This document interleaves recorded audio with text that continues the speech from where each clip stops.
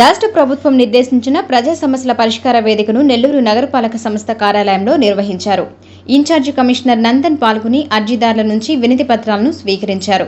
ఈ సందర్భంగా అదనపు కమిషనర్ మాట్లాడుతూ ప్రజా సమస్యల పరిష్కార వేదికలో వివిధ అంశాలపై ప్రజల నుంచి అందుకున్న ఫిర్యాదులు పునరావృతం కాకుండా శాశ్వత పరిష్కారం అందించాలన్నారు.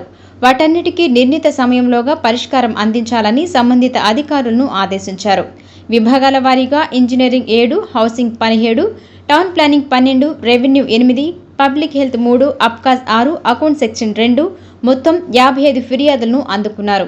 ఈ కార్యక్రమంలో డిప్యూటీ కమిషనర్ చెన్నుడు, నగరపాలక సంస్థ ఇంజనీరింగ్ విభాగం ఎస్సీ రామ్మోహన్ రావు, ఆరోగ్య శాఖాధికారి doctor Chaitanya, secretary Srilakshmi, city planner Padmaja, manager Inayatullah, ఇతర అన్ని విభాగాల అధికారులు, సూపరింటెండెంట్లు, సిబ్బంది పాల్గొన్నారు.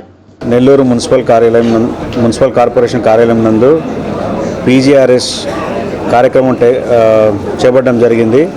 ఈ ప్రజా సమస్యల పరిష్కార వేదిక కార్యక్రమం నందు ఇప్పటివరకు 55 అర్జీలు ఇవ్వడం జరిగింది. ఇందులో ముఖ్యంగా టిడ్కోకు సంబంధించి టిడ్కో ఇల్లు అలాట్మెంట్ కానివ్వండి, కట్టెల్మెంట్లో పోయినటువంటి లబ్ధిదారులు వారు కట్టినటువంటి అమౌంట్ రీఫండ్ చేయడం కానివ్వండి, అదేవిధంగా టిడ్కో ఇల్లు కొత్తవి కావాలని అడిగేవాళ్ళు కానివ్వండి, దీనికి సంబంధించి 17 అప్లికేషన్స్ ఇవ్వడం జరిగింది.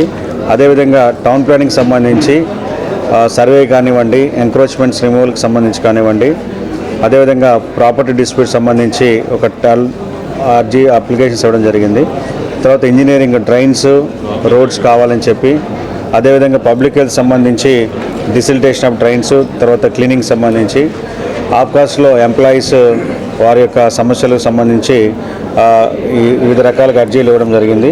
వీటన్నింటినీ కూడా కాలపరిమితితో వితిన్ ది స్టిపులేటెడ్ టైంలో పరిష్కరించడం కోసం సంబంధిత సెక్షన్ హెడ్స్ అందరూ కూడా సూచన చేయడం జరిగింది.